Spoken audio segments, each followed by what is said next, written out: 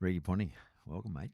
Nice to be here, mate. It's pretty timely. I mean, the Ashes on at the moment, one down, and we've got another one coming up in a couple of weeks, a week time. How you going? I'm going well. It's as you say, it's good timing for me to come in and talk about cricket. Wine. No, we're going to talk about wine. Oh, we can talk about no. There's no cricket here.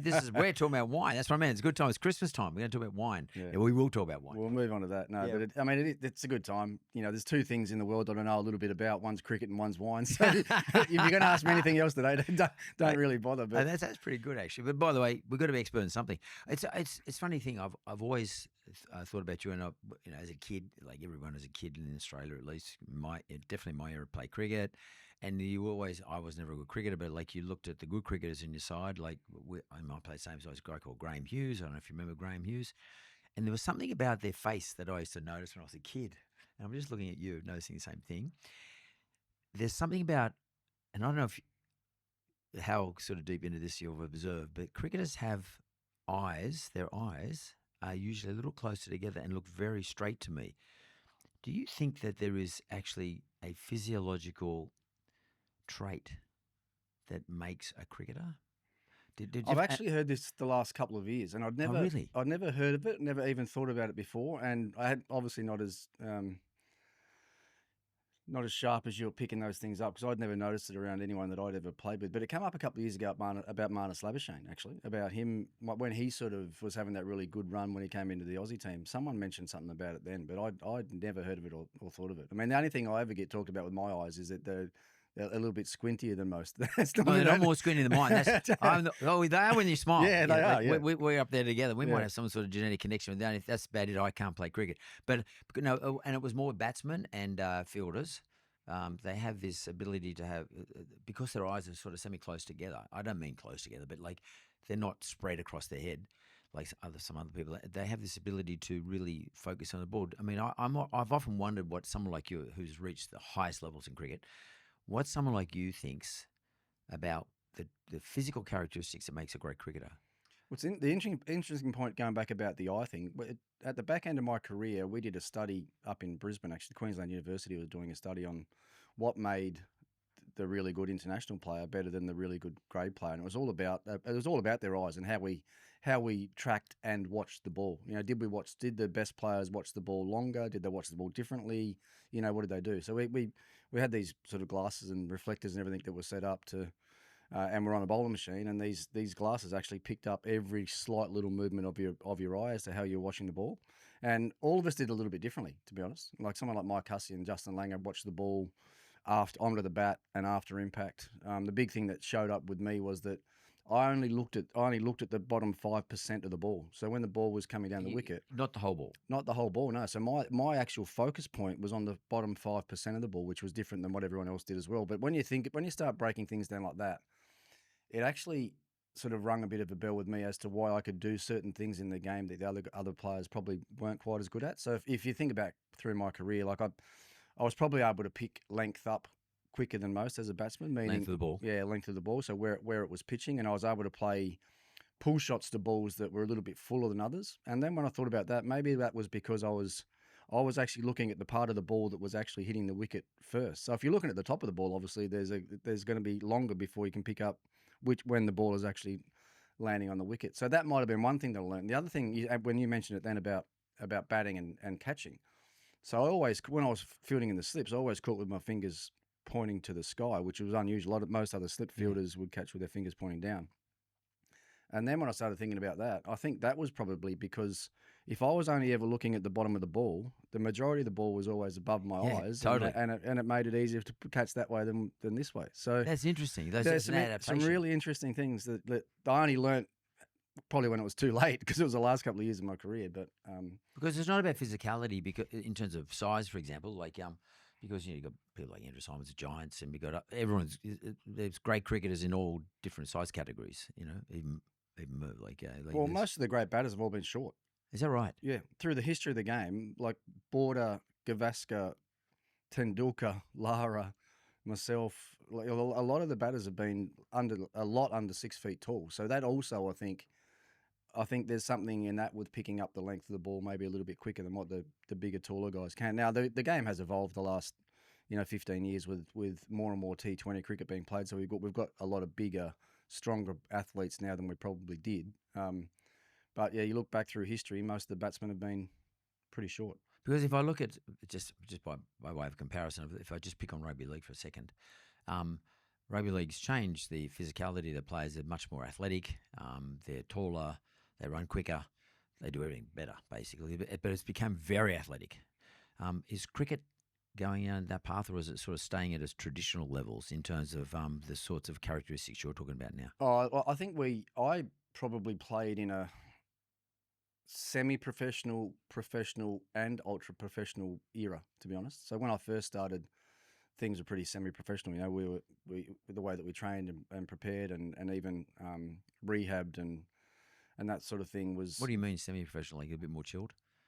Yeah, I mean the level of detail now that the boys go into, like getting ready and getting prepared, and how many balls they're allowed to bowl at training, and the workloads that they're on, and getting up first in the morning and doing a urine sample to make sure that you're hydrated for the day, and checking your body weight at the end of every session that you play, and things like that. Like it's got to a pretty high point now of professionalism, which wasn't there when I was playing with Booney. Let's put it that way. we weren't doing those things back then. So it's. And you look back and you say probably the semi-professional was probably the most fun time to play as well, where you could probably get away with a little bit more than you can. Well, we could all get away with more stuff because there was none of these things or phones or anything. No, exactly. Well, a lot less at risk. Yeah. Maybe got to go back to you're a kid from Tasmania when you grew up in Tasmania, is that right? Yeah. And mum, dad, both together at the time. Yep. Brothers and sisters. Younger brother, younger sister, both 3 years apart. Yep. So how does I see parents today. I'm a grandparent, so I see my own kids doing it with their kids, trying to kick a football to them or give them a cricket bat, and just, come on, hit the ball. Was that Ricky Ponting's life?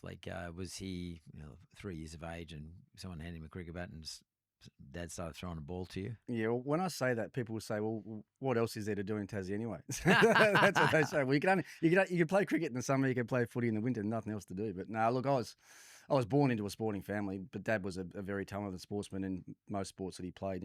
Scratch golfer at 14, A-grade cricketer at my club, played top level Aussie rules footy as well as a young bloke in Tassie. And Mum was a bit the same. Mum played pretty high level badminton and a sport called Vigoro, which I think is actually played here in New South Wales.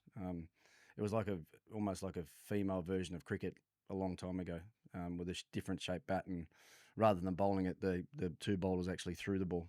So they both got good eye-hand coordination. Yeah, and my uncle played cricket for Australia. Greg Campbell went on the '89 Ashes tour. So that's on your mum's side. On mum's side, yeah. That's interesting. And your mum's playing badminton. That's sort of fairly serious eye-hand coordination. Yeah. I wonder whether if you look at facial features of yourself and your mum, do you look more like your mum in facial features around here? No, more like your dad. I'll show you when we finish. More like your dad. My dad are almost identical. Really? Yeah. Oh, it's unbelievable. People say it all the time.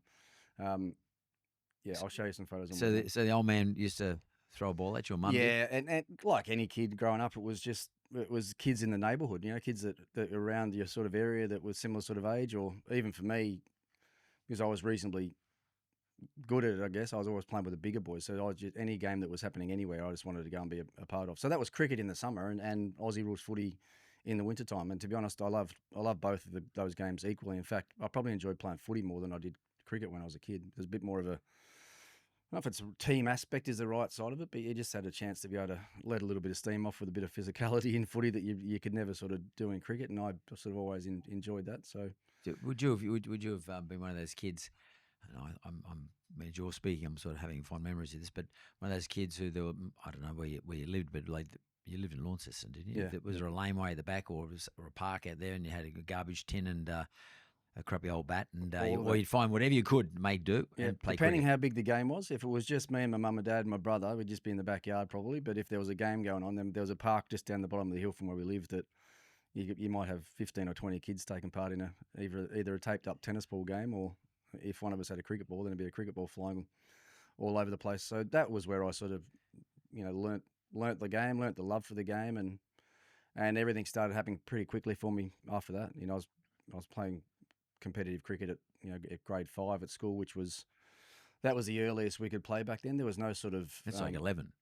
Yeah, 10 or 11 probably. Yeah. Yeah. Yep. So, now there are all sorts of junior programs where you can be playing competitive games at 7, 8, 9 years of age, but there was none of that when I was growing up in Tassie. You had to wait until you had your school cricket in grade 5, and so played grade 5, grade 6, and then into junior comps, and then that's where it all started. Yeah. Were you a driven kid? Like the other day, I had the opportunity to interview Mick Fanning, and he told me about his style of preparing for world surfing competition, and he goes into what he calls cyborg mode. Cyborg, like don't talk to anyone. I shut down.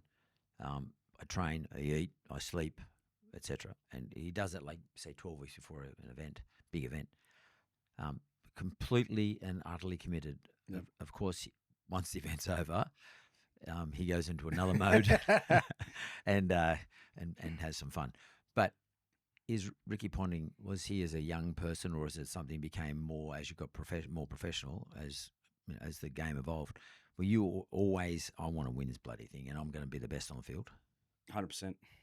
100%. Like the way I trained and prepared probably better and harder than anyone that I ever played with. That was from a kid's age into Sheffield Shield cricket as a 17-year-old, into the Australian team as a 20-year-old. I prided myself on working hard and getting the most out of myself. And the other side of that as well, like I've always said this, I eventually became Tasmanian captain, eventually became Australian captain, but because I was always the young person in every team that I played in, so leadership roles for me at an early age didn't come because I was, I'm 13 in the under-17s and I'm 15 in the under-19s and I'm 17 in the Tassie team. But even though I was the youngest one, I always tried to set a great example because I thought I could bring something to a team, whether it was skill-wise, whether it was energy-wise, that would be able to make other people better. So I was always thinking along those lines. So. And I think that's why eventually leadership ended up sitting pretty well with me. I enjoyed that responsibility of being a leader and it being my team and standing up for my team. So preparation. I think it's different with an individual sport. So with surfing like that, you can do that, right? Because you got no one else you need to worry about. But with a cricket team, except the shark. Yeah, well, he had his issues with those as well, which I don't know how he's ever got back in the water as a result of that, to be honest. But when you're in a team, you've always got someone else to be thinking. There's always someone that you want to work with or want to help out. So you can't sort of just lock yourself away. You can be very disciplined with what you do with your own training and preparation, but you're turning up to training with 15 other guys, for instance, on an Ashes tour, and coaches and staff and everything. So it's much more of a inclusive environment around a cricket team than it would be around an individual sport.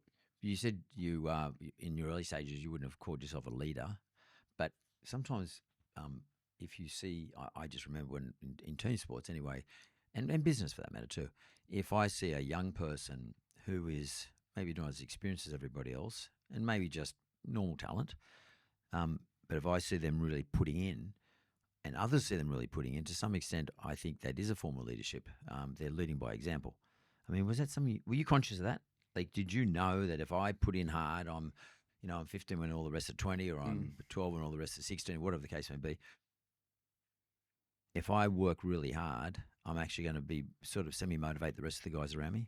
Yeah, absolutely. You're aware of it. Yeah, I was aware of it, but I wasn't trying to impress anyone. No. It was just who I was and what I wanted to become. Yeah. So it wasn't like, I hope Steve Ball watches me train really hard today, or hope the coaches notice that I'm doing this. It was more about, as you say, the energy and wanting to make my teammates better. Because at the end of the day, you're in a team. If you can make your mates around you a couple of % better a day when you're already part of a good team, then the sky's the limit on what you can achieve as a group, right? So that was the attitude I always had. And then, as I said, eventually the captaincy came, and then it went to another level there where it was, the older I got, the more that I played, the more aware I was of that example. I was always the first on at breakfast every morning. I was the first one on the training track. I was the last one to leave the training track. If there was someone that was struggling with their game, then I stayed with them in the nets, threw balls to them for hours at the end of training, because I wanted to do that. Not because I wanted someone to see it. I wanted to make those guys in my team the best that they could be. So when you're in my team, or the way I used to describe it, when you were in my tent,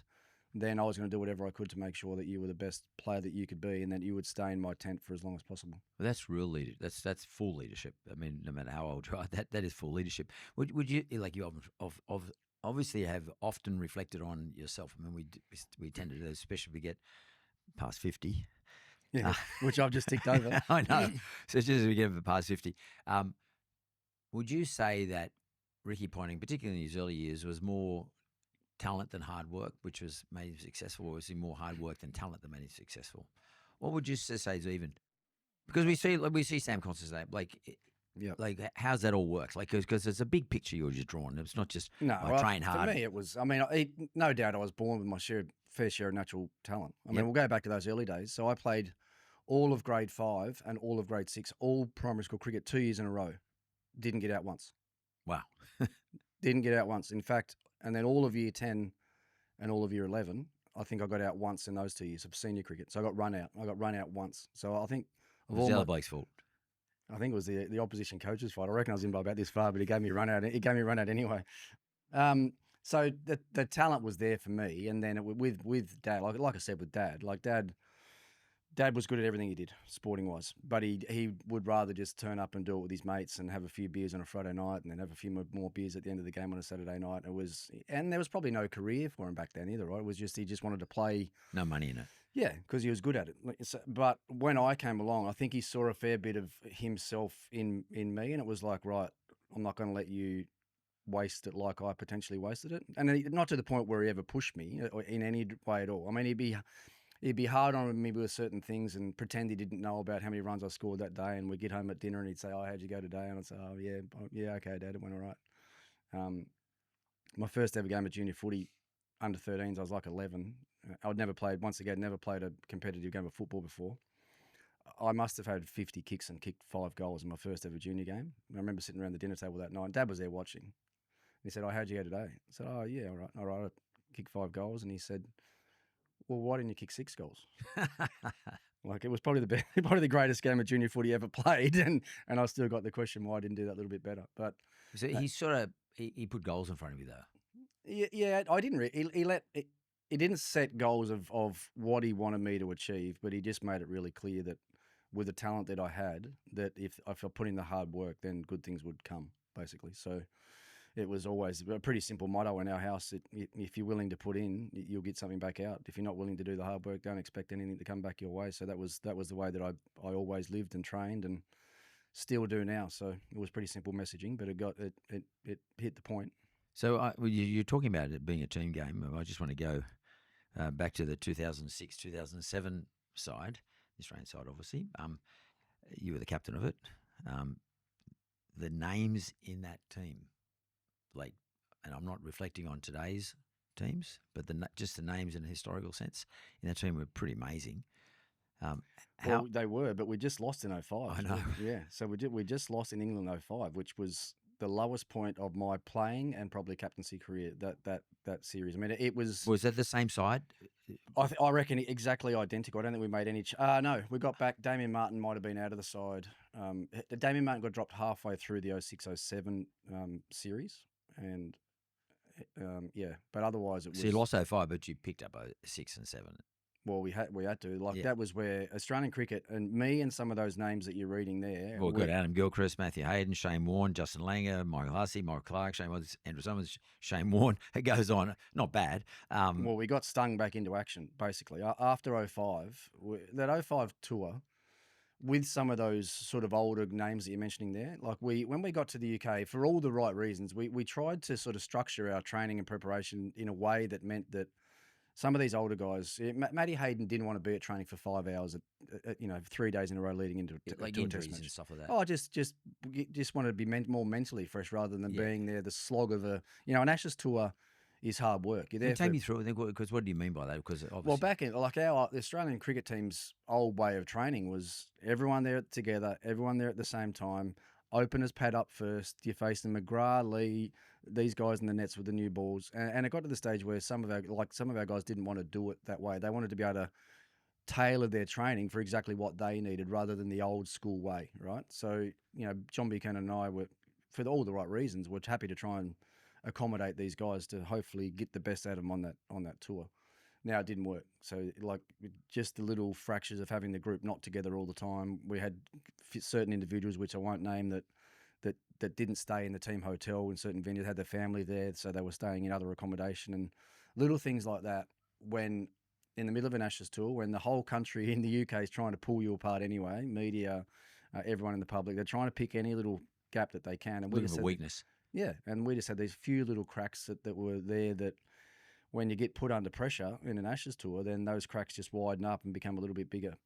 So the great learning for me and on that Ashes tour as a young captain, I'd only been in the job for about 18 months, was the guys that these things that were sort of happening were some of my more experienced players in the side, and as a young captain, I was just like, they'll work it out, like they'll fix it, But guess what? They didn't. And then the extra week that I waited could have been the difference between winning and not winning that series. So from that moment on, and you talk about leadership, it was literally I've got a good feel for the game, and I've got a good feel for team, and I've got a good feel for when people are going well and not going well. And from that moment on, any time that I identified anything that wasn't exactly perfect or didn't quite sit well with me, then I addressed it and fixed it on the spot. So what's the interaction between you and the coach and the player? So how does that work? So you sound like you're sort of playing a definite captain's role, but more leadership role, but also nearly strategic. Oh, well, at the end of the day, the captain of a cricket team is completely different than a captain of any other team. The captain is basically the coach. Right. Once the game starts, the coach pretty much doesn't do much at all. It's all over to the captain. So On-field coach. Yeah, pretty much, yeah. So the coach is more responsible for preparation, training times, what we're going to do at training, how that works. But does he consult?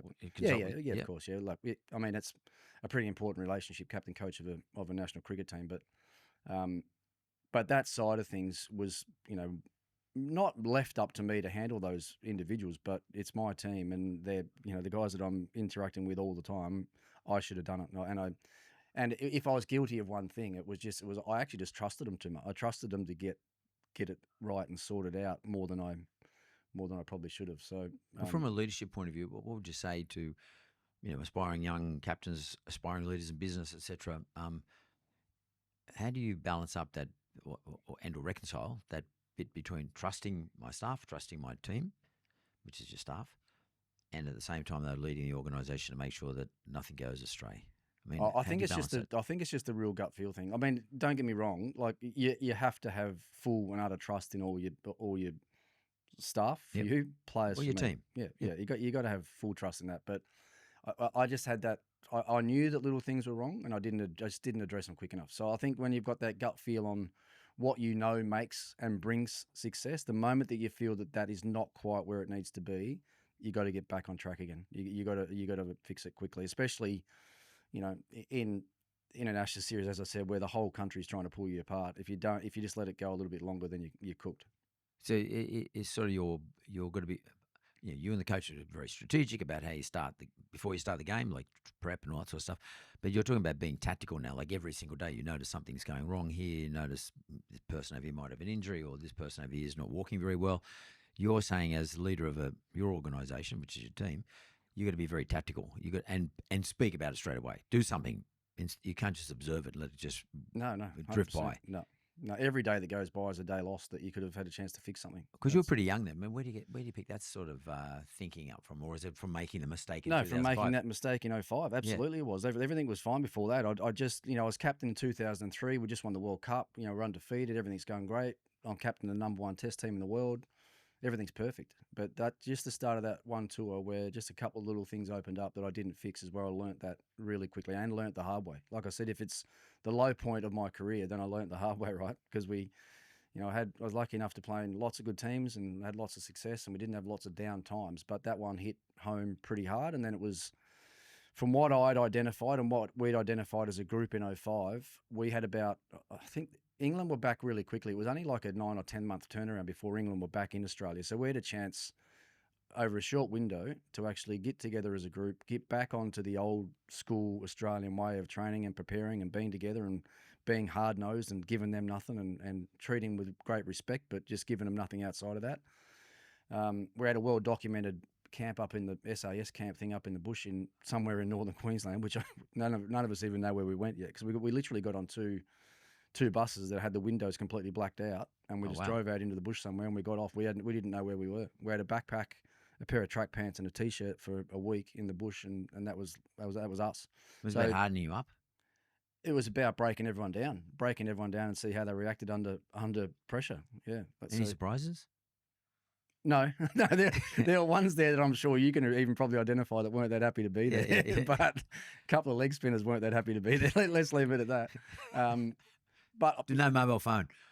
no, nothing, mate. That would have killed one of them. No, nothing. No set meals and things. Like we're eating Campbell's soup out of a tin in the middle of the bush at midnight. Like an SAS style. It was completely that. Like it was trying to break us down to the point just to get us at our lowest and see how we would react under that pressure, and also gave us a chance to sit down and be pretty open with each other as well as to what we wanted to achieve going forward in that next series coming up, but also as a group for the next 2 or 3 years. And we didn't just have the players there; we had everyone there that was going to have direct contact with the Australian cricket team.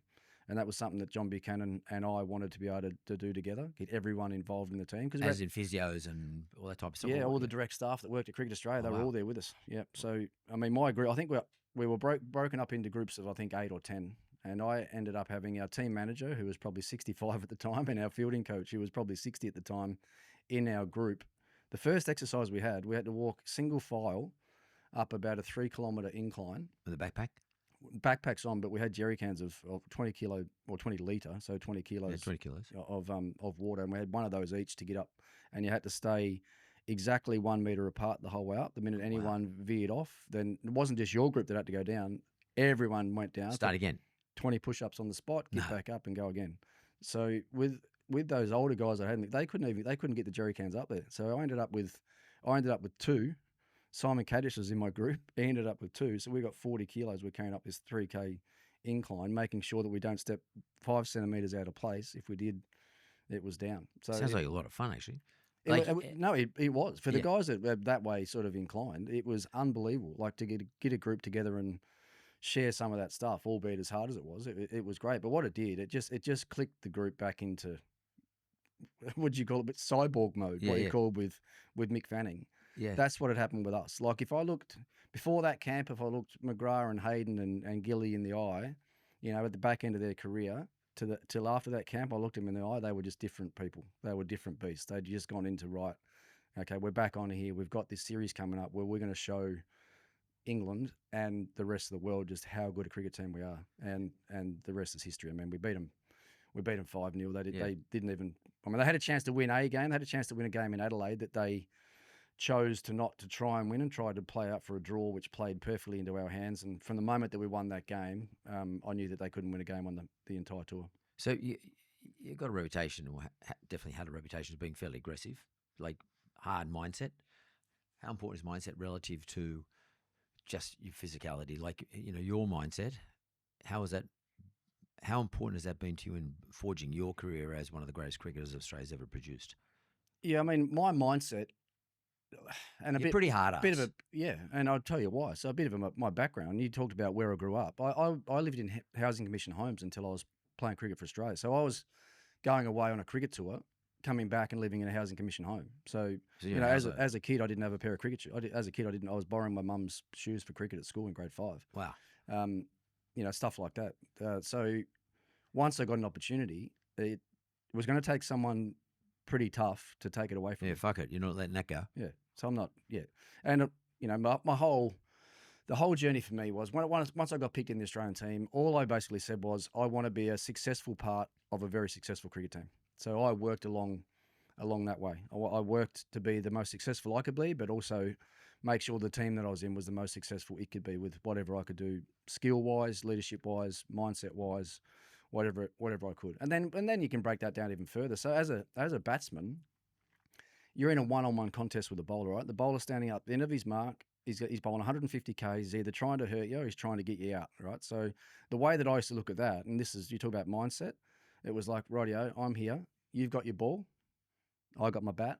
Let's go. Do your best. Let's see who wins. Yeah, that's how I looked at it. And you were consciously aware of that, though? That's how I got myself up for each game. Like, I never thought, as a young bloke, I never thought a bowler could ever get me out. It didn't matter what they did. Didn't matter how well they bowled, how fast they bowled. I had no fear of getting out at all. I was just going out to score runs, and that was it. Did it ever change? Yep. Is there any one particular bowler? No, it changed. The back end of my career is where it changed. Yeah, like everything, though. Well, no, but it was not. It was where the mindset changed, to be honest. Yeah. So The last 2 years, when I stood down from the captaincy and Michael Clark took over the one-day captaincy and test captaincy, and at that stage, no other captain that had stood down had kept playing. Normally, if you stood down, you retired. But I wanted to stay around the Aussie team because I was still playing well enough. There was no one in Australia that was going to not take my place. But we had Warner and Smith and Haddon and Johnson and Siddle, all these young boys coming in to the Nathan Lyon, all these young guys coming in that I wanted to be around and be a part of the start of their journey like I had when I started. I had, Boone, Healy, Taylor, Two Wars, all these guys around when I first started. And it was the ideal introduction into the Australian cricket team. So I wanted to be around for that. But what that meant was when I wasn't captain, and we talk about setting an example, I just went too far with it all. I tried to be too perfect I was fitter, I was stronger, I was leaner, all the things that I needed to do training wise to play well. Physically. But what I was also too worried about was, as I said, being perfect and setting the perfect example. And then I've just forgot how to score runs. Now that might not make any sense to you, but when I just said before, every time I walked out to bat, I had no fear of getting out. It was only about scoring runs. At the back end, trying to be perfect, I was more worried about not getting out first than scoring runs. It's a bit like as we get older, and let's say we grow our wealth or whatever the case may be, we play more defensively. It's like we've got something to protect. I mean, in footy you can't do it. In AFL or rugby league, you can't protect a lead. Yep. You got to, by being defensive. Yep. It's not a good idea. So you're saying your mindset as you get older was like, it sounds like you're trying to protect lead or a little bit more defensive. You're not as fearless. 100%, yeah. Or just more worried about getting out first rather than scoring runs. Yeah. So that's exactly what happened. And then when you're thinking that way, guess what? Making runs becomes bloody hard. So. Well, no, I do want to just ask you one quick question because I think it's relevant to some of the young kids coming through today, some of the young players. When you talked about how let's say in 2005 you're in England, the media, everyone's trying to pull your pants down and sort of put pressure on you, wherever they can find weakness, put pressure on you. How do you deal with the pressure of being a really super talented young guy? Everyone has expectations of. In a cricket side, let's say you're just now playing for Australia, or you're playing reps and you're playing for Australia, like your first year of captaincy. How did you deal with the pressure of the media? You're someone in the media today, so you know how the media works. They're looking for a story, and if Ricky Ponting doesn't turn out to be the player that everyone thought he was, yep, they're going to give it to you. Yeah, I mean, I never gave them too much, to be honest. The way I talk about that now is when I was a player and as a captain, it was like I had my helmet on all the time. And now that I've retired, I've been able to take my helmet off, and there's a lot more, there's a lot more of me coming out, whether it's in broadcast or I think people on the public and the media are probably starting to understand me more now than they did when I was playing. But that was on purpose as well. I didn't want to get too much away about me or my team because I looked at myself as well as a guardian of Australian cricket and a protector of my teammates. I looked at myself as a pretty much. When I was captain, I thought of myself as a primary school teacher. Like how would a primary school teacher look after their group, right? They're always they're there for them all the time. They're putting their arm around and they give them a pat in the back. They're not necessarily ruling with the iron fist like the principal would at a primary school at a High school, a private school, high school. Yeah. So that's the way that I tried to protect and look after. So even if it wasn't me, like I didn't get a lot of negativity in the media because of the way that I played, because I'd had reasonable success, right? So there wasn't many times more than reasonable, but yeah. So it wasn't a lot where I had to go and sit and talk about myself or answer questions about myself. But you're the captain of a team that leadership 05 maybe some questions around that, but I had all these other guys that I was answering questions about all the time, and that's where the protector came in. That's for me. I didn't say much about any of them. That once I said, they're in my tent, I'm doing whatever I can to look after them and protect them and keep them in my tent. And then if it ever got to the point where media were unfair to my team or were unfair and factually incorrect about any of my players, then they knew it. I went straight. But not in. I just go to them individually and say, look, you're wrong. And if you want to keep talking to us, or you're going to keep talking to me in press conferences, then why don't you talk to me and ask me first rather than just planting stuff out there that's not right. So I had a pretty strict and strong relationship with the media, and now I think a lot of those guys that I dealt with then, if you ask them now, they'd say who was that bloke 15 years ago? Like he's totally different than. He's Well, you're totally on the from other side now. But it's no, that's right. Yeah, It's a different. but I've also got and I'm not looking after anyone. I'm not protecting a group and a team. And the other thing back then, I think we could beat a lot of teams back then on the mystique that was around that side. Yeah. Everyone thought we were different. Everyone thought we were different than everybody else, and there's something around that group, and this player does that, and he does that. No, there wasn't. We were just good, but we were quiet. We didn't let anyone in. No one knew anything about what we were doing. No one used to come in the dressing rooms. Like we might have 3 or 4 people in the dressing rooms at the end of a test match. I didn't want anyone to know what we were like. So. It's interesting because I'm sitting here talking to you, and but the cameras probably aren't catching this. But I'm trying to look at your personality and your character, and I talked about your eyes a moment ago. For the people who are listening to this, or if you're listening on, with some sort of audio process, or not watching, I can tell you something about this guy sitting opposite me now. So I want to make some observations. So the first thing is you are, for me, you are really confident in what you got to say, and you articulate it well. So I guess that's how you were as a player too, and as a captain. But you articulate very well. But what people would not be picking up from these cameras is the guy's got a death stare. You have a death stare. You don't blink too much. You're blinking now, but when you're speaking, when you are but when you're delivering an answer, you know exactly what you want to fucking say. But the glare that's coming out of your eyes is confronting. Like it's like you're looking right through me. And do you realize you do that? I mean, you probably. I've been told, boss. Yeah, I don't know that I do it, but I've been told in certain environments. Oh, have you got that look? Like you might be in a big group. You might be in a group. Even Dad's got the look. No, well, even like my son's 11. Even around his junior cricket team, some of the other dads are like, Have you got that look from him today? Yeah. Like, I don't well, know. there is a look. You have got, not when you laugh and your eyes squint up and I can't see what's going on in there. Yeah. But when I'm talking about cricket and leadership and things, I'm pretty, I'm pretty passionate about it. I think it goes beyond passion, though, Ricky. Like for me, this is dead set serious. The deal. It's not just. I get the passion bit, but like it's real. Like when you say I want to protect my side, my job is to look after him. Yeah. That looks like Braveheart shit. Yeah, it's real. Yeah, it's real. Like you really want to do it. You really fucking believe in it. It sounds like it's fundamental. It's a fundamental to me.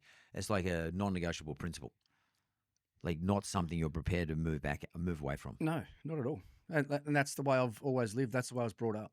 Nothing's easy. Nothing's taken for granted. You got an opportunity to make the most of it. Put your stamp on it. Let everyone know the way it's going to be, and then remain that way. Remain yourself. You can't. I've always been a big believer in not, but you can't change who you are and go up and down with the moments or with the times or with the individuals. You have to let everyone know this is you. This is the way it's going to be. At the end of the day, I might give someone a death stare, but that might be one of my teammates. But that teammate has to understand that the reason I'm doing that is because I'm trying to make them better.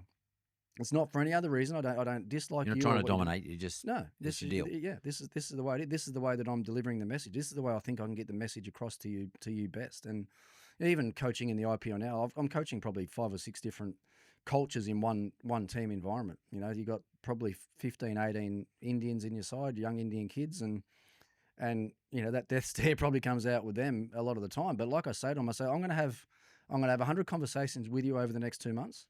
You're going to enjoy 95 of them, but there's going to be a few that you're not going to enjoy that much. But the reason I'm doing it is because I'm making you better. That's all I care about is making you better, making our team better, and giving us the chance to win as many games as possible. Do you think, like growing up the way you did, as you mentioned earlier, in our housing commission as a kid, etc., and not being sort of overly spoilt, obviously, but clearly being loved by your parents, but not being overly spoilt.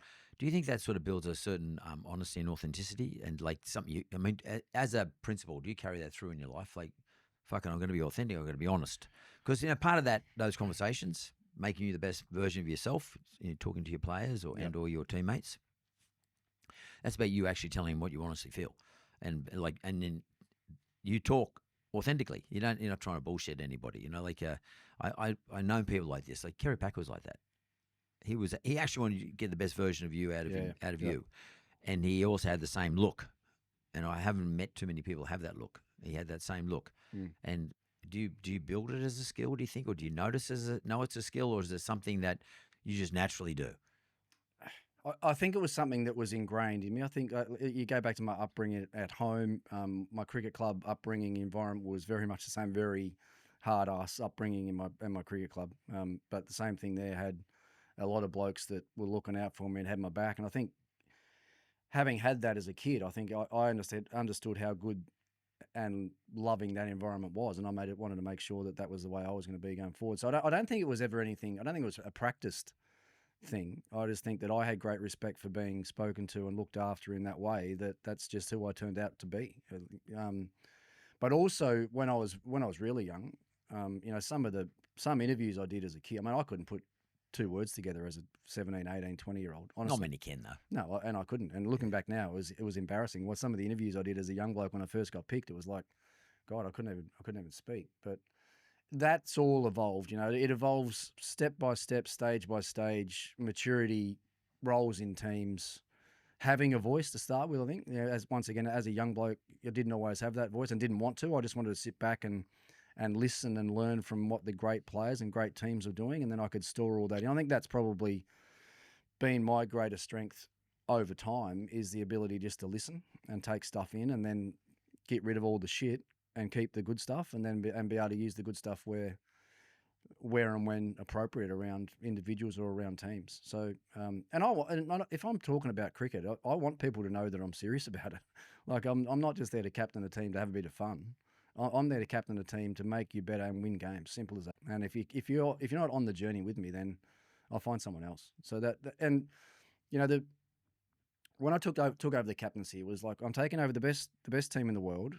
I want to make it different in some way. I want to make what's inside the dressing room a little bit different than what it is. I want us to play the same way on the field. So, I came up with a vision of what I wanted from our team. I wanted the team to be the best skilled and most uncompromising cricket team the world's ever seen. I love that uncompromising, but yeah. Yeah. So with a vision, you need a set of values to go with that, right? So how do I create this vision? How do I make this vision work? So then I sat all the players down in a group and we talked about the values and ways that we were going to live our lives and train to give us the best chance of being that best team in the world.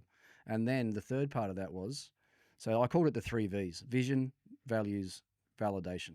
Validation was the third part. If you can't validate it, you're not in my team. Sorry, but if you're not on the same track as me, not on the same path as me, then we've got enough good players. I'll find someone else. In other words, don't talk the talk, walk the walk, or do both. Yeah, I'll lead the way. You're in with me. This is the way we're doing it. Jump on board and off we go. And we'll go and play and we'll go and win, but we'll do it the right way. So and you had the great skill, and you had a fairly hard ass team. They obviously they played really well in 6 and 7 and beyond. But there's characters in your team too, absolute characters. And with cricket, there's cricketers. My experience with cricketers, they actually have more fun than anybody. That as athletes, when the fun time comes on, they're actually some of the best fun time people there are. They really are, and they love a drink. They're just larrigans, especially the Australian sides. Those who I've known in your team, Warnie, like anything. How did you? Well, I don't even know how to say this, but and God rest his soul. But how do you manage the character of someone like him, who sounds like, in some respects, compared to you, the opposite? Except maybe when he's bowling. Yeah, except when he's competing and he's after you. You talk about a death stare or someone that was in a contest, you wouldn't find many better than him. Yeah. Any day of his life, any day of his career, if he was injured, if he was tired, didn't matter. Once he was in a contest, then he was in a contest. If you're up against him, he wants you. But outside of that, like, game's over, you've got a couple of days hanging out in England. I mean, there's probably more made to Warnie party-wise and lifestyle-wise than there actually was. Like, there was this big persona, big fun-loving character outside of the game. But, he wasn't as big a party as what everyone probably thought he was. And as you say, God bless, God rest his soul. But the thing I always sort of joke about with him was that everyone always says, "Oh, how did you used to look after him and how did you used to captain him?" I said, "Well, thankfully, it was only from 10:30 a.m. to 6:30 p.m. and I didn't have to worry about the rest. I didn't want to know what was happening post 6:30 p.m." Was he as big a character as everyone Oh thinks? yeah, 100%. Yeah, and you got to just think back to his whole life. I mean, he was, one stage he signed with Nike. He's over in the Nike factory in the US, hanging out with Michael Jordan, designing cricket shoes for like he was a big deal. Like he went from, a little fat kid from Black Rock or somewhere to all of a sudden in 3 or 4 years being probably the biggest superstar on the world cricketing stage, and it even went further than that. With his persona and. So look, ego-wise, character-wise, when I first became the captain, there were 2 other guys I thought were going to become a captain ahead of me. One was Warne and one was Gilly. But Cricket Australia thought that I was the right man for the role at the right time. But how did I manage that? The easy way to say that I managed that was I didn't change myself. Just because I became the captain, I was the same person in that team that I always was. I was always a bit of a larrikin around the team as well. I got Mucking myself around. Oh yeah, and just I enjoyed a drink as much as anybody, and got myself in a fair share of trouble along the way, and got dropped a couple of times early in my career. But when I became captain, I'm not all of a sudden gone from here to here, and I'm the boss, and I'm making all the decisions. It wasn't like that. I got that vision across really clearly of the way that the team was going to be, the way the team was going to operate, and this is the way that I'm going to do things. But I just remained exactly the same person. I think that's where I got the respect from all the players along the way with it. And it probably helps where you come from too. Like in terms of how you grew up. Like it's not like I'm not having a crack at private school kids because most kids end up going to private schools after their parents make some money. But like that, you can not demand it. You that respect comes to you when you sort of grow up in a more humble environment too. But automatically they probably think, well, he's not a show off. He's not up himself. Yeah, and cricket's a lot like that, to be honest. Like a lot of cricketers are from the country, and there's probably a really high proportion of public school kids that end up playing high level cricket than there is private school kids. Just the way that it's worked out over the years. So but that was one thing I was conscious of. You asked about was there any practice things along the way as far as leadership was concerned. I was conscious of not changing myself. I wanted to be the same person and be a little bit more maybe inclusive inside the Australian dressing room than what it probably had been before. So I just want to ask you, if you're talking about, well, when you're talking about how you guys are going to your values, and you pick the values, and you articulate really well, and then you sort of talked about how you're going to actually validate that in terms of training and in terms of effort, and in terms of how you look after yourself and how you actually play on the field. That's for the whole team I'm talking about, not just you. Then you look at the current English side. They're playing this sort of form of cricket at the moment called baseball, whatever the hell is it. That sort of seems to be the opposite to what gave you guys the success in 2006 and 7 and that period. Well, some would argue that it's actually the same way. You think about those champion teams that I was in. You ruled out some of those names before. We were scoring at a very similar scoring rate to what England are now, but we're doing it for longer and doing it doing it better and doing it for longer periods of time, which you have to be able to do in Test cricket. We just saw a Test match finish in 2 days in Perth on the back of that style of play. England one down, 100 runs ahead at lunch on day 2. The game's over that night. Australia winning by 8 wickets. Unless they're willing to change the way that they play and accept that they are making mistakes and they're failing along the way, which is, I'm not sure how much attention you pay to what they've done over the last couple of years or what they've spoken about since they've been here, but they made so many glaring mistakes in that last game in Perth to let Australia back into the game and then lose what was looking to be the unlosable Test match. They didn't just lose; they lost by 8 wickets. But then they come back out at the end and they defended the way that they played, and their captain has done it from the start. They don't talk about refining the way they play. They talk about we'll go harder next time. We have to go harder next time. We didn't go hard enough this time. That's the way they're talking about it. And the great teams that I played in, no. If we had a day like that, we sit down and we address and we make sure we massage it and fix that style of play for the next. So you don't double down on your style. You back your style in, but you got to play moments in games as well. Like Ashes cricket, and this is the other thing I'm on record saying. England said they're coming here with their best team this century, which is like man for man, their best team this century. Fine, really, 100%, and it is. Wow. And it actually is. That's saying something. And they look at our team and they say, oh, this is the worst team man for man that Australia's had since 2010. This is what their media says. And some of their past players have said it. Wow. Yep. And then my response to that was, I don't care who you bring here. I don't care what players you've got. I don't care what players we've got. you still got to beat Australia. And there's more to that than just the individual players you got. Like the skill that fine. But when the moments come in an Ashes series, let's see who's standing up at the end of it. And last week we saw the characters come out, right? Australia were down and done. Travis Head makes 180 balls. Unbelievable. And the game's over. And that's one test in an Ashes. So we're not just losing that moment. You're losing the game. So all of a sudden they're 1-0 down. They've got to win. They've got to win three of the next 4 Test matches if they want to go home with the Ashes. So, yeah, it's all about moments, not about personnel. And Stark's catch, yeah, amazing, yeah, incredible. Like, where does someone get that sort of? He's 6'7". He's running in, but still, he was like full reach. Like, but that's the other way. So he's bowling. He's going that way. Yeah, and he's got the strength to get back over and get it. It's his dominant catching hand, obviously his left hand, but and he changed direction. Yeah, he's 36 or 37 and still doing that as well. So that when we talk about being prepared and being physically right, that was the start of the second innings. He'd only just finished bowling not that long ago, so he's back out doing it again. Moments like that are moments that turn the game. So like everyone goes, wow, what the fuck? How good was that? Like your side, Australia. Mm-hmm. And then everybody just goes up a level. I mean, it sends a message too, doesn't it? Like it picks your teammates up. Everyone around you lifts with it. But imagine what it does in their dressing room. Oh, mate. So they're sitting back saying, "Shit, they're on again here. They've just bowled us out for 170. They're up and about again. We're in trouble." So that's the message that it can send, and that's what you hope it does. And there's two parts to that as well, right? So that catch is Zach Crawley on a pair. So the individual scarring comes out of it as well. Stark doesn't catch that. Crawley might get away, might get runs. He takes confidence into the second test. All of a sudden now he's going to Brisbane with 2 ducks in the Perth test.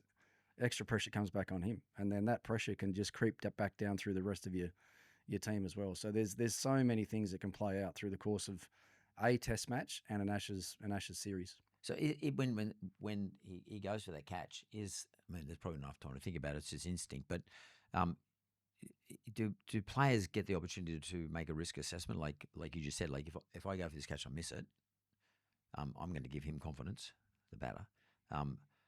If I get it, I'm going to crush him and probably crush the dressing shed as well. Do you guys have time to think those things through? Not on catches like that, no. And I'd hope to think with anyone, the way that Australian players and teams have played over the years, there's no not going for it situation. If you are any chance of going for it, you're going for it, because unless you don't dog it. Well, there's an old saying with cricket, with those sort of catches, you never know unless you have a go. Yeah. And that's what we've always said. If you're half a chance to get there, you dive, you put your body on the line, because guess what? One day you'll catch one, and if you do, that might be the moment in the game that wins it for us. So, at what stage did Ricky Ponting go from being a cricketer, great cricketer, captaining his country, winning World Series, etc., to understand that, hang on, this is my business. I'm in the business of being a cricketer. That's how I make my money. And therefore I've got to extend my career if I can, or I've got to start planning for my post playing for Australia career. At what point did you start to realise, hang on, this is a bloody business, and this is really good for me and good for my family? You know what? I don't think I ever saw it as a business. Really? Although, I mean, at the end of my career, I was making good money from the game. Yep. And it wasn't always that way. So as a 17-year-old, my first full season of Sheffield Shield cricket for Tasmania was 10 Sheffield Shield games, and I think we played 10 one-dayers then as well, because we used to play a one-dayer on the back of each Shield game. $24,000. That was the full... For the whole lot? That was the whole year. That's my full... Shit. That's my full contract. So for the first few years, I wasn't making a lot of money. At the end, yes, when IPLs come along and Cricket Australia TV rights goes up and revenue sharing comes in and that sort of stuff. So all the players were making good money at the end. But I never looked at it as a business at all. I had a job to do. I was a cricketer. I wanted to bat number 3. I wanted to make runs. I wanted to captain Australia. I wanted to win games. I had other people that could look after that. I mean, obviously there was business stuff attached to it. I got great sponsors and great corporate support and whatever else was going on. My wife and I started our own charity foundation as well before the playing days were over, so that took up a bit of time. But never ever did I look at as the game as a business for me, or me as a businessman within the game. So you never really thought to yourself, I've got to, you know, keep myself properly prepared. I've got to not stop drinking because I want, you know, want all my joints to be good, or I've got to train harder in the gym, or you know, whatever the case may be, in order to keep my playing years lengthened, in order that I can continue to earn money. That Not wasn't to a earn process. money, just to keep playing. And what about So when? I wanted to get. So for instance, if you look at it that way, if there was if I was coming towards the end in 2011, and there was an Ashes series in 2013, it was about me being the best cricketer I could to get to there in 2013. Not about making more money through those 2 years before I got there. It was only ever about the game. So when did Ricky Ponting become a businessman? At what point? Because you know you're doing a whole lot of TV. You got your wine business, which we're talking about at the moment. You got your charity, which you're talking about as well, and you got lots of investments. Because you know at some stage you get to a point you might be 36, 37. You think, well, hang on, my cricket's over. How can I take what I've done and the reputation I've built, and you know I don't want to retire at 30, late retire from life. I've got kids, mortgage, life, schooling, all that sort of stuff. Yep. At what point did you think about that? Did you It's have a good have story moment? because it's a good story. Because the last season that I played, by the time that I actually First class cricket, we're talking about. yeah. So the way it worked out, my last Sheffield Shield game with Tasmania, we won the Sheffield Shield, and we had a good young group of players. And that's the first title I'd ever won for Tassie. Right. So when was it? What age were you around about? I was about 38. 38. 2013, somewhere there when I retired.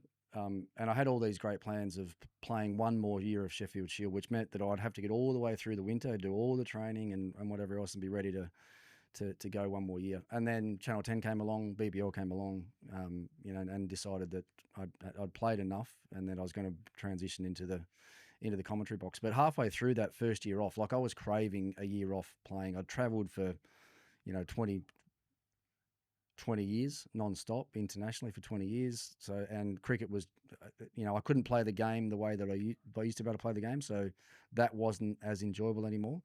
So I was craving this 12 months at home, 2 little kids, take them to school, play some golf in the afternoon, you know, but 3 or 4 months in, I'm sitting at home on the couch, just taking the kids to school. I'm having a coffee and I'm sitting back thinking, what are you doing? I was just so used to having everything set out for me. And like when you're an international cricketer, or when you're an athlete, the other side that I couldn't replace was the competition side of life.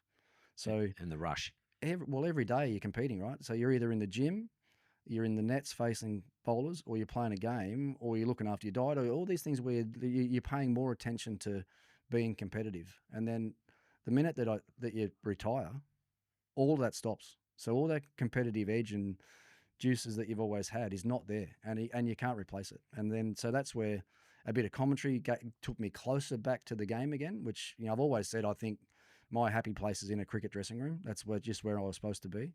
And then with the coaching side of it, that brings some of that competition back into my life as well, because I'm coaching against other guys that I played against. I'm coaching big franchises that hopefully win IPL tournaments and things like that. So some competition comes back. But the one thing I say to everyone now, as far as business, is you're going to make sure you have that ready for you when you retire. You need to be able to walk into Start it up early, you mean? Yep. Yep. Yep. If not, have it in the pipeline and ready to go. You don't want to take too long in between. Because you don't want the gap. Yep. So would it be fair to say then, at some stage in your life, you had to re-identify, or maybe sort of change up who Ricky Ponting is? Because Ricky Ponting was the great competitor, cricketer, athlete, and we tend to define ourselves by what we do for a long period of time, especially when you're doing it from, you know, age of 18 to age of 30, like 20 odd years at the highest level. Was it a conscious decision? Like, I can't identify with that dude anymore. I'm now going to become Ricky Ponting, the former cricketer, but now a commentator and blah blah blah. I think it just happens. I think it happens organically. I think your life just goes in different directions like that once you finish playing. I mean, the cricket's a really strange game as well, in the fact that everyone being from different states. So that group of players, that group of players finished at the same time, and then you drift off. You're back in your own state. You're back with your own family. You don't catch up very much. Really? It's actually quite bizarre with the way that works out. We're all busy, right? We've all got our own lives. If you don't hook up there and say, "Hey, man." Oh no, yeah, but face to face, catching up and having dinner or whatever. Like, it might happen a couple of times a year when you happen to be in each other's state. And luckily now I'm working with a lot of those guys. So I'm working with JL and Lang and Bluey and these guys that I played a lot of cricket with, so I can see them there. But otherwise, you wouldn't see them too much at all. But I think there's just organic change there. Life just leads you in different directions, right? Like never in my wildest dreams that I think I'd be sitting here or anywhere talking about The wine business. the wine business. Like growing up in my upbringing, my cricket club, even the guys at my cricket club now think this is a load of shit. They think, well, how can that little rat bag be walking around telling people what a great Pinot Noir he's got from Tasmania? Because that's just not how I was brought up. But since I've been with Rihanna and we've been able to travel and get around Rihanna different, being your wife. but my wife, yeah, been able to travel and get around different parts of the world.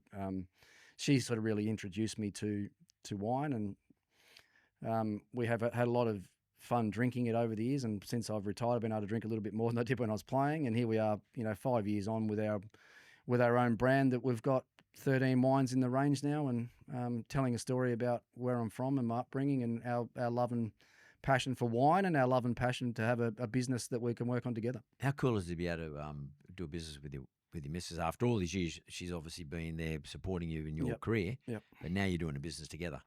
Well, 100%, and that I'm glad you brought that up about supporting, because she's a qualified solicitor, my wife. She did a double degree, law arts degree, qualified for that, and then hasn't worked a day in her life. So when we met, she still had 2 years to go on a degree. So I moved down to Wollongong actually, where she was studying, and we got through that, and then it became pretty evident that if we were going to work and family life was going to work, that we couldn't have both of us doing what we wanted to do. So, and I still had 10 or 12 years of playing career ahead of me. So she decided to give up what she wanted to do to be with me, support me, and then obviously support our family and then to have a business together that we can work on. I talked about the foundation. We've had our foundation for 16 years. We've raised, I think, $14 million for. What's the name of the foundation?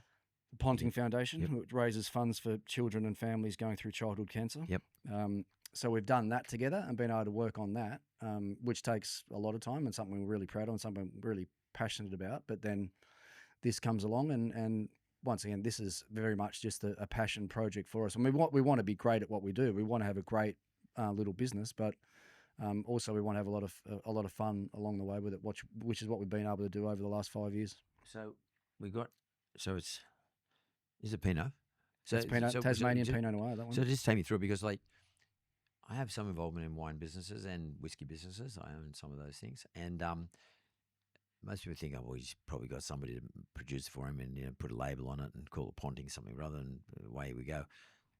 But once you start getting involved and invest in one of these things, it's actually a lot more detail than that, and it's not a matter of just taking the cork off and having a drink, which is what I wish it was. It's not. Right down to things like where I get the bottles from, where I get the labels from, what the label looks like, what the name of the business is, where I get my juice from, how I produce the juice, how many bottles I've got to do. I don't want to have too many. I want to sell as many as I can. Just take me through a little bit of the process of you two, the two of you, you and Rihanna, deciding that you want to set up a wine business. Because you just don't wake up one minute, let's set up wine business. There's a lot more research goes into it. Yeah, well, my other business partner is sitting across there at the moment. He was the one that rang me. Rang me at home one morning. Said, what do you think about starting your own wine label? And I said, mate, I've not, even my wildest dreams, ever thought about that. And I said, but just give me 1 minute. I'll go and have a chat with Rihanna and see what she thinks. And it was literally within 1 minute, I rang back and said, yep, we're keen to do it. We want to do it. But we're going to do it properly. We're going to do it in a premium way. We're going to find the best winemaker that we can find. So we're talking about premium wines, or premium wines, above everything about it. What we do got to be premium. Labeling, bottling, as you said, all that stuff. We're going to make sure that it's premium and not just sitting in the fridge as an everyday wine. So that was our vision at the start, and our winemaker was made pretty clear about that. But I'm glad that you actually brought up what you did there as well about sticking your label, your name on someone else's stuff. That's the one thing. Everyone assumes that. Well, it's happened with a lot with sort of celebrity brands in the past, hasn't it? Where it's not been their business. They're happy to be an ambassador or whatever, sit back and take whatever comes their way. They might get 10% or something. Yeah, that's not us here. Yeah. So you're producing your own wine, and Rihanna and I are the major shareholders in the whole business, right? So this is ours, but that's what we've struggled with the most is people understanding the authenticity of our involvement in this business. I wouldn't be expecting any less from after talking to you today, because I wouldn't imagine you would have done that. Just put your name on top of someone else's business. No. It's not a white label brand. You're not white labeling, or someone's not white labeling their wines with your name. Yeah. No, to the point that wine you're holding in your hand there, that's a Tasmanian Pinot Noir. So talking about authenticity and storytelling, then me being from Tasmania, I had to have Tasmanian wines in the range to make it authentic, right? So Yeah. so we've got 4. We've got 2 Pinot Noirs, a Chardonnay and a Pinot Gris out of Tasmania, which helps me tie the whole story together about upbringing, where I'm from, that wine there. So that's called the Mowbray Boy. So what is the Mowbray Boy? Well, my local cricket club was the Mowbray Cricket Club, and the area and the suburb that I was brought up in Launceston was around that Mowbray region. So if I'm guaranteeing now, if you went down to Tassie, you went anywhere to the north of the state, and you said, "Give me a couple of words about Ricky Ponting," they'd say, "Oh, he's a Mowbray boy." That's all they'd say to you, and that's why we. So there, once again, is some authenticity and storytelling around. So where are your grapes? Where are the grapes coming from? Different vineyards? Different parts of. So we hand select really where we want to get our grapes from. Yep. So with Ben Riggs, our winemaker in South Australia, with his knowledge of the South Australia, McLaren Vale, Barossa, Langhorne Creek areas like that, we leave it up to him to pretty much hand select there. And Tasmania's been a bit more difficult through the years. The fact that it's actually hard to get enough volume down there that what we need. So 3 or 4 years in a row, I was down there basically door knocking on at different vineyards and different to try and get enough stock to get us done for that particular vintage. So so we don't own our own vineyard as such. That's something that we will do. You take other people's grapes, which is pretty normal. That's what most, especially for a startup as well. Penfolds do it too. Yeah, by the way. Penfolds buy a lot of Tasmanian stuff. Yeah, they're 100%. And by the way, how have you guys handled there's been a drought down there over the last Tasmania? It's been pretty dry anyway. I don't know about drought, but it's been pretty dry for the last couple of years. Has that affected your supply? We've been good. We've been good. I mean, there's been different things that have happened in South Australia, probably more so. I remember the fires there years ago. There's been things like that can be, and that's one of the other reasons that we didn't launch into buying a vineyard straight up as a young business, right? You launch into buying your own vineyard, you got full running costs that are associated with that. You have a couple of bad years in a row, and you're stuffed. You could be stuffed. Yeah. So we sort of gently at the start. We're growing really, really well. We're really proud of what we're doing. Where's it being sold? Well, Dan Murphy's has just picked up all the red wines for this summer. They'll hopefully pick up the white wines for next summer. Pontingwines.com is probably the easiest way to. So you sell online as well. Sell it online as well. It's on your doorstep in a couple of days. And we're pitching your prices. Like for example, this Pinot. This is a 2024 Pinot. This is the Mowbray Boy. That's you. We're pitching a price. That's about 44. Is it about 44? That's about $44 for a high quality premium Tasmanian Pinot Noir, which is the other thing that we wanted to do. And the message to our winemaker straight away was that let's over deliver what's in the bottle and let's stay at the bottom range of the premium wine range. Now, premium wine from Tasmania and selling it cheap is not easy because the costs that go with making wine in Tasmania are extreme compared to everywhere else. So even a wine like that. So which one's that one? That's the McLaren Vale Shiraz. That'll be in store for $25, $26, and so that's once again that's pretty reasonable. Yeah, it'd be very well. Have a look on the label. It's won lots of different awards, that wine as well. So I was going to ask you about that because it's pretty important in the liquor industry, wine, whiskey, whatever, gin, especially down in Tasmania. But awards are important, and you being the style of personality and character that you are, you guys have been entering yourself into competitions and trying to win awards and every competition. I know how it works. It's not a whiskey business, but I've just opened it up. Yeah, every competition. That wine there, the Barossa Shiraz, the 127 Shiraz, 6 or 7 weeks ago, won Australia's best Shiraz. Oh, wow. International wine show in London. So, wow. And we're talking hundreds and hundreds of Shiraz being sent to that one show. Blind tasting, as you know, with all the stuff that you've done. This little 5-year-old business took out Australia's best Shiraz. But then you talk about awards. You can't really cash in on that award very much because that's sort of at the end of the vintage for that wine.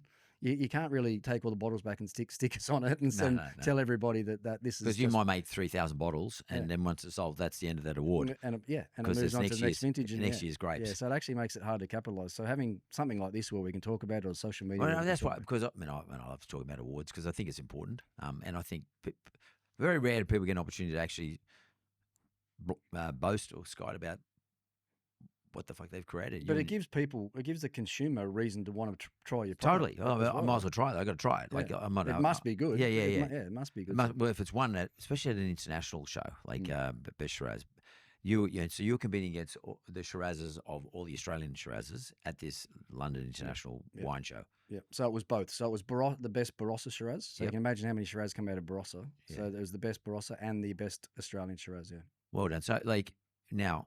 You already given us the price, and you can, as you say, you can go to Ponting pontingwines.com, .com.au, or you might be able to get them at some of these at Dan Murphy's. When you're running, you and your missus and Ben are running this business, how do you approach your team? I mean, is it Ricky Ponting, like the captain of Australia? Like, we're going to have our values. I mean, how do you approach? What's your approach? Right at the outset, it was right. Absolutely, we went like.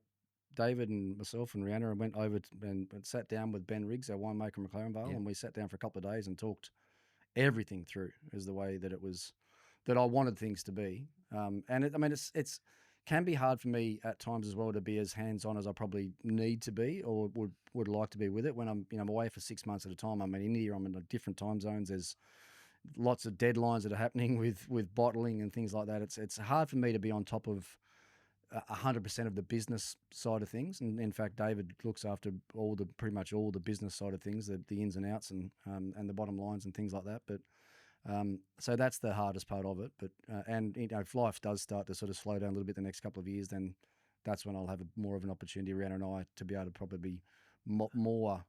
I won't say invested, it's not the right word, but more involved probably in the day-to-day running of the business. It seems to me like a cricketer's. At your level, cricketer's partner, wife, better half, particularly when there's kids involved, is like quite a sort of I don't want to get a corny word, but like a blessed relationship if it works. Because, like you said, you away 6 months of the year. I mean, travel. They've been able to travel a lot as well. Yeah, they travel a lot. Yeah. And I speak to Dave Warne like about the same thing. Yeah, like we're mates, so I get to talk to him a fair bit. But like having your family travel to see you, got away for school holidays, to do it, or you got to come back during school holidays if you can get here. There's a special sort of relationship there. It's trust, understanding, commitment from both parties. Probably the understanding piece, like understanding what it takes for you to be the coach of an IPL side, which is, you're in India, time zone differences, but also you didn't ring me. It's not like it didn't ring you. Like I couldn't ring you because something was going on. I had to do whatever. And there's media. You have to attend to the media in those places too. How does that all? I mean, being someone who has been that successful, mate, in marriage as me, I don't know how you do it. So I mentioned back a few minutes ago about when Rihanna and I first got together, and her being a qualified lawyer, solicitor, and giving up her career. But the other thing I said to her at the time, which is probably the main reason that she gave up her career when she did, was I'd been on my fair share of Australian tours at that stage anyway, and I was the young bloke on these tours. And what became really evident to me, it was at exactly the 3-week mark on every tour that I went on, is when the environment around a team started to change. Everyone started getting a bit narkier. The whingeometer, as we used to call it, the whingeometer would just start going up. Every little thing that happened was blown like, mate. And it was because it was that separation. It was about being away from home, being away from your family, being away from your kids. It was at the exact time. So I said around, I said, look, I've seen this.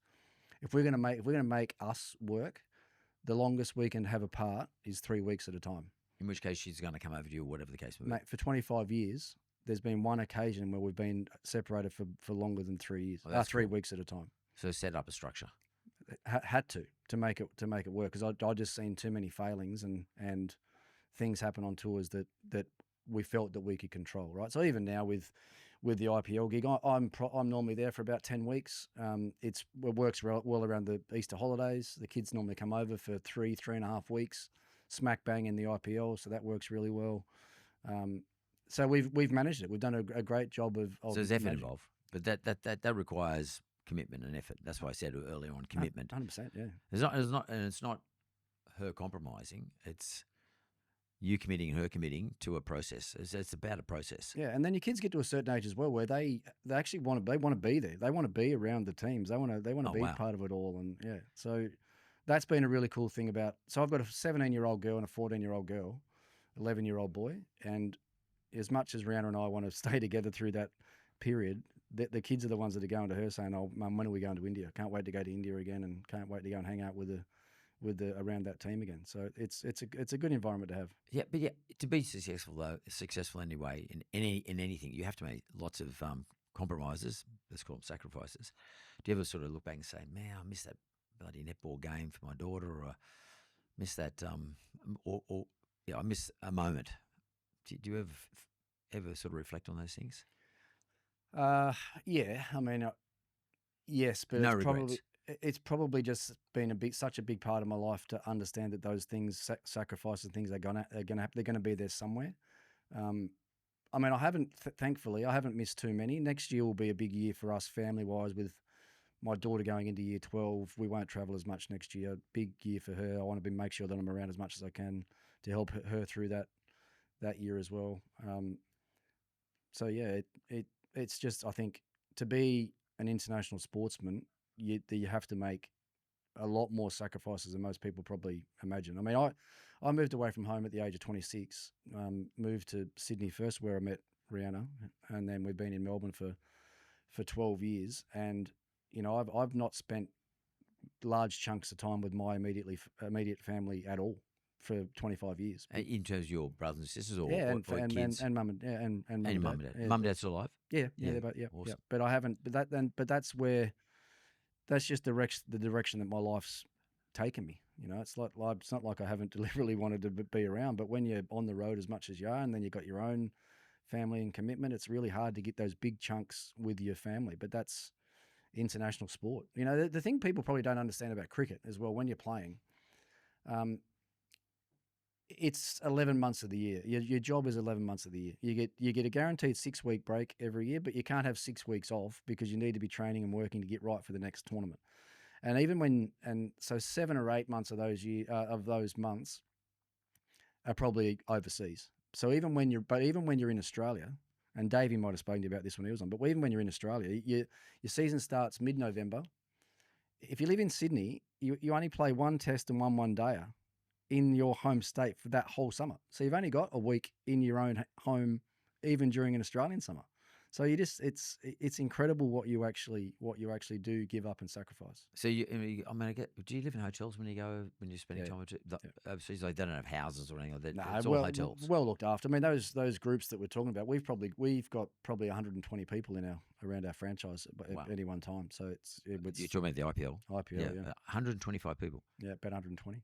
Shit. Yep. That's huge. It's huge. Yeah. I mean, the expenditure, you can think about 120 hotel rooms and 120 flights every other day. It adds up pretty quickly. Yeah. And then it just gives us a quick insight. When I've spent a lot of time in India working, I had a business there for many years, and had like big stuff. The massive, it's an amazing place, like colourful, hectic. Like hectic's not even, it doesn't even describe the joint. How do you feel when how do you settle down into India? I used to find it hard to settle down when I used to have to go over there for work. And then after a short period of time, I'd have to get the hell out of there because my brain was going mental. But then I couldn't wait to get back. Yeah. It's sort of like a drug. How did you find when you first started going to India? Like not as a player, but as a coach. Well, as a player, it was harder. Yeah, as a young bloke, experiencing some of the things that you're talking about there, when you don't know what's waiting for you around the corner, it's mental. It's hard. Like everything about India is foreign to what we know here. Right? All on steroids. The whole thing. Everything. Cars, traffic, airports, sights, scenes, smells. All your senses is light completely up. different. Yeah. And then you got to play cricket. Yeah. So you got that going on. You got a pitch that you've never seen before that's turning this far. You've got people running from everywhere to get close to you. And the audience is crazy. Temperature, everything's different. So the playing days at the start was hard. Then you start getting used to it. You start getting used to the culture. You know where you can go and what you can do and what you can't do. And as a coach, I mean, I talked earlier about missing the competition side of things. Mate, I love it as a coach. I've got 25 players with me the whole time. I've got 10 or 12 staff around the group. My job is to bring those guys as close as we can get together, as I said, and win games. But the enormity of the tournament is something that people, I'm sure everyone thinks they know how big the tournament is. But any young Aussie player that I've ever had over at the IPL, as soon as they get there, the couple of games in, I'll always sit down with them and say, what do you think? What's this like? And they describe it as being an AFL grand final every day. Yeah. Yeah. Every game is sold out. You can't get in. People are yelling and screaming. They're turning up to see Dhoni. They're turning up to see Kohli. They're chanting the whole. It is like you said, the country being on steroids. It's like the BBL that we have here and that we love, and we get decent. It's that on steroids with all the best players in the world there for 8 weeks. So it's pretty cool. It doesn't stop. India doesn't stop 24 hours a day. Yeah, especially if there's cricket on. Yeah, it's like it's not just a national sport there. It's their identity. In 2007, my good mate James Packer, who's the whole family's mad cricket fans, as you know, put on a on his boat. Do you know about this? I've been mates with him for a long time. He was my business partner during that period. Yeah. So the 2007 celebration on the Packer boat. How much can I tell you? As much as you want. Go for it. No, that was. We'll roll all the cameras. It was pretty cool. It was actually our motivation to win that day because we knew that James was hovering around somewhere in the area and he had the big yacht there, and we talked about it. And it was like, boys, if we win, we're probably going to be out in this thing the next day. Yeah, and everyone was on it. All the Cricket Australia staff were there. Obviously, all the players and families that were there were out in the boat. Most people don't realise it's like 100+ meters long. It's like the length of a footy field. Serious craft, yeah. But some of our boys had had a few drinks the night before, obviously celebrating, and had a few drinks that day before we got on the boat, and they thought it'd be a good idea to get out on the jet skis. I've been on those. Not these ones anymore because they rode them off. They rode them off. They actually crashed into each other at pretty much full speed. Oh my God. Brad Hogg and Shane Watson had a collision on the jet. We were all sitting up watching them, and you could just see that something was going to happen. Sure enough, they clipped each other on these jet skis and damage. Yeah, no, not to them. To them. They just got flown through the air and whatever else. But the jet skis were in a slightly not usable. No, they got them back. They got them back onto the mothership. But no, what a day it was. They're the great memories you have from the game, being able to celebrate like that together as a group. And, yeah, totally. And because once again, cricket's never been very good at that. Why? Well, can you remember a celebration anywhere after a World Cup? We had a celebration in '99 when we won the World Cup. We came back here, had a parade in Sydney and a parade in Melbourne. Talking to Aaron Finch the other day, they haven't had a celebration since 2015. No, I can't remember one, yeah. They haven't had a reunion. Like cricket just doesn't do it. Just doesn't do it well. It never has. Never celebrated those moments. Is that conservatism? I don't know what it is. Probably not wanting to spend the money. Yeah. Knowing Cricket Australia, but yeah. So for us to be able to do that then for that day, and I think we had half the next day as well before we flew back. But yeah, pretty special moments. I know you're going to be commentating in a week or so's time. We're going to put this out straight away. So, what do you think of the next Ashes series coming up? What are you expecting? As opposed to what you're hoping for, what are you expecting? Well, I don't. England won't change their style. They're. I'm not going to even use the word stubborn. It's not stubborn, but they've got themselves set in this way and style of play that they believe is the only way that they're going to beat Australia in Australia. So that's a style they're adopting to beat us, as opposed to a style generally. They started it 2 years ago. Yep. But the only thought that they would have had in their mind is how can we play? What group of players can we have that are going to give us the best chance of winning a Test series in Australia? Because they haven't done it for so long. You know, they've only won 4 Test matches in Australia this century. Wow, you serious? 4? 4 Test matches in Australia this century. 3 of those were in one series. So they needed to find a different way and style that they thought could win. Now, what we saw last week, they were bossing the game. They were in front. They can do it again. They can bounce back, but they just have to win those moments that I talked about. If they're not in the mindset and the moment enough in the middle of a Test match to say, okay, maybe it's just time to refine and change things a little bit here, because this is what my team needs me to do right here and right now, then they'll keep getting the same results. But I still think it'll be a close series. Australia 1-0 up, could have easily been 1-0 down. Hazelwood out still. We don't know if Cummins is coming back. So, on paper, it's probably one of our weaker sort of lineups. But like I said, it doesn't matter in Ashes. If you've got to beat Australia, you've got to beat them man for man. And last week, England weren't good enough to put them away. Because I've been hearing Cummins has been in the nets. Like it looks like He's going well. He's flying. Yeah. So I actually think he will play this week. I interviewed him last week, and he was pretty confident in what he was getting through, but also more important, how he was pulling up the next morning. So I'd be surprised if he doesn't play. Well, Ricky Ponting, this has been amazing for me, like amazing opportunity for me. Thanks very much. Congratulations on a stellar career, but thanks for being so honest, mate. It's been really cool. I told you, the helmet's off, mate. I can take the helmet off. And people can get to understand me now a little bit more than they did back then. And I like your eyes like that. Thanks, mate. Good on you.